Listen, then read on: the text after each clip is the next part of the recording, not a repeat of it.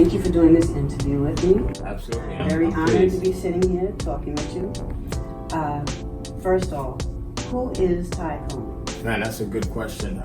I'm still trying to figure that out. So once I have it, then I'll let you know. But right now, Ty Cohen is a husband, a father, a son, someone whose number one priority is his family.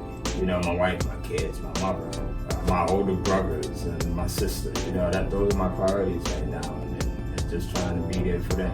So everything else, I'm still trying to figure it out. Because every day when I wake up, there's something new. You're so busy and you're involved in so many different business ventures. How do you find that balance between your business side and your family? Honestly, now I just listen to myself. I'm getting a little bit better at reading people. So before, it used to just be go, go, go, go, go. And it was, you know, business 80% and everything else 20%. But now it's like, there's never a consistent 20% here, 50% here, 30% here. It depends on the day. So I'm looking at my wife and seeing where she's at, right? And feeling her and say, okay, well today, all right, it's mellow. You know what I mean? Mm-hmm. Or else everything else is gonna not be well. Right. So business doesn't matter if the home is not well for me, right? I'm looking at my daughter Summer, who, you know, we went out for dinner yesterday, and as I'm seeing where she's starting to lean on me and get tired. I'm like, okay, well, it's summertime now, you know, I need to put some time into her. And so just being, I hate to say reactive to things, because one of the things that I don't like to be is reactive, but when it comes to family, being reactive to them and then going around that. So that's it.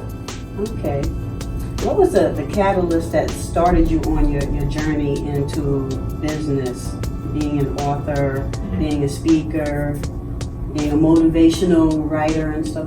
How did you get started with that? What started you? The biggest thing is I come from Bridgeport, Connecticut, right? I grew up in Father Panic Village, and in Father Panic Village I saw violence, I saw murder, destruction, I saw, you know, drug usage and drug sales, and to the 10th degree. And I was working at Walgreens Pharmacy at the time. It was the first job, only job I ever had. I was working at Walgreens Pharmacy. I got that job at 14. It was a summer job that I had. My mother made me get the job. I actually used to hate going there sometimes. I developed this really good friendship with my boss. Now, my boss was a guy by the name of Vinny, a white Italian guy. We became cool, and he invited me to his wedding one time. Now, I'm living in Bridgeport, Connecticut, growing up in the projects, Father Panic, right? Never seeing much. I go out to Fairfield, Connecticut, which was a really affluent area, and he invited me to this wedding, and it totally opened up my eyes. And I'm looking at the houses, I'm looking at like how people live, like you're not looking over your back, you know, you're not wondering if an enemy is there and everything else. And it was the first time where I had really traveled outside of my little town. You know, and I'm like, man, people people live like this, and I'm like 17 years old at the time. And I went back home that night, and I didn't know how I was going to do it, but I said, you know what, I got to get my mother into a better space. You know, I got to just do something. I couldn't go to sleep that night. And I know it's not just for white people, right? I know it's not just for people that were just born into it, right? But that was just part of my mission, and then entrepreneurship and things like that grew out of that. So. Okay. What is your daily motivation for getting up and doing everything that you do? There's a few things. Number one, it goes back to, again, growing up in Bridgeport, Connecticut. Right? I got so many friends and family members that are not here right now, that either are dead or in jail. So I use that as a driver too. I'm like, man, I was just telling the cameraman back here that he looks just like my nephew that grew up with me in my same household. He got arrested for murder when he was 15. Right?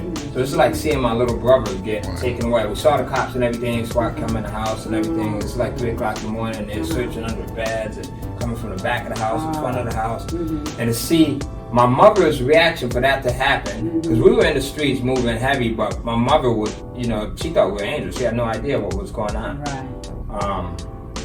So me seeing that Gary being locked up and not having the opportunity to do things. So I'm like, man, I gotta get up right now.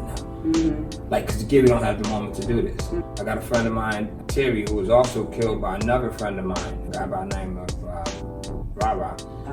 And, you know, I'm like, Terry doesn't have the chance right now to do some of the things that he wanted to do, so I gotta do it for him, you know? So just being able to move, and then just, one of the other camera guys here that, you know, death, man, every one of us is gonna die soon. And like the last thing I want to be is on my deathbed you know, if we get that chance to reflect.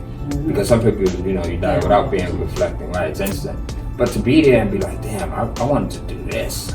Like I wanted to get to talk to someone like Tone, or I wanted to, you know, go to and drive exotic sports cars in Las Vegas, or I wanted to, you know, let my daughter experience what it's like going to ballet school, or just anything, right? Anything it could be. Right. You know, wanting to have, you know, dinner with my wife every single Sunday night on purpose. But I wasted my time. You know, she was my friend, but I bullshitted my time, right? And I didn't do it. Right. So I don't want to have those regrets. So I'm always thinking like, I heard something once by a guy by the name of Jim Rohn who said, we only get, when we look at things in the sense of you only get X number of times to do something, then you start to count it back. Like my granddaughter, she just pulled up here, my daughter with her daughter. And like, I only have so many times to go in and hug and chill and relax with my granddaughter. So now time becomes a lot more precious because I just hugged her just now. So that means I got 49 more times. Right. Then the next time is 48. So now am I gonna sit and play video games on the couch, or am I gonna use my time knowing that I only got 49 more times to hug my granddaughter? So now I'll give you a different perspective. You know, so. Can you tell us a little bit about writerslife.org? Yeah, so Writer's Life is a project of mine where I started building it out 4 years ago, and I wanted to build a company where it would allow me to have my time to myself, to be able to work with the people that I want to work with, to work when I want to work, and on the projects that I want to work. Because we like traveling, so we travel a lot. We travel all over the place: Thailand, Bangkok, Italy. We just got back from Venice a couple of months ago. We're going to India in a few more months. So having a traditional business, you can't do a lot of that. So I had a brick and mortar store. I couldn't do a lot of that, right? Because it stops. Right. So Writer's Life was number one, a way for me to get back to the writing community, because I built up a few other businesses that are based off of the writing community, and to be able to have something that allows me to leverage the time that I can do things virtually. You know, so I could be on the beach in Puerto Rico and still run the website. You know, and nothing stops. So that's it. What are the other businesses that you have built based on your writing career? All right, so we have Production Pictures, which is a short film company. We're creating some short films. We did a documentary, the Cohen family documentary, which just showcases our family and how we run everything and the dynamics. We have 4 kids. Like I said, we like to travel. We have multiple different businesses. And then a relationship with me and my wife. So people are always asking, like, how do you do this and keep it all in orbit, right? So we created that documentary to give people a look into our lives and how we move and everything else, and then hopes of inspiring other people too. I have sickle cell anemia, right? So we're talking about that. Yeah. So other people cannot say, well, my health is bad, you know what I mean? Or I have a health issue, or they can't say, I don't have the time because I have all of the kids, right? Or they can't say, I don't have the money because when we first started, you know, I'm driving a hoopty with her. Like when I first met my wife, my car had a hole in the passenger side floor, like the Flintstones, you know, and I had the rug over there, and I'm trying to be cool and telling her, you know, watch where you step, because I don't want her to find out that it had the hole in it. So I wanted people to, and more importantly, like our people, like black people, to see, like, damn, we're the most creative people on the face of the earth. Like, we go through so much, and we don't break down. Right.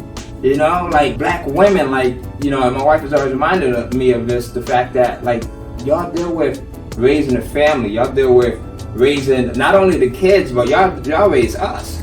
Like, I am hell for my wife to raise, you know what I mean? Because I'm like so needy and everything else. So that, and then the kids and everything else, and y'all just being a support system. So I want black people, black men, black women to see, like, damn, I could do this too, right? I might not be where I want to be right now, but if I continue and I don't stop, then there's a chance that I could get there.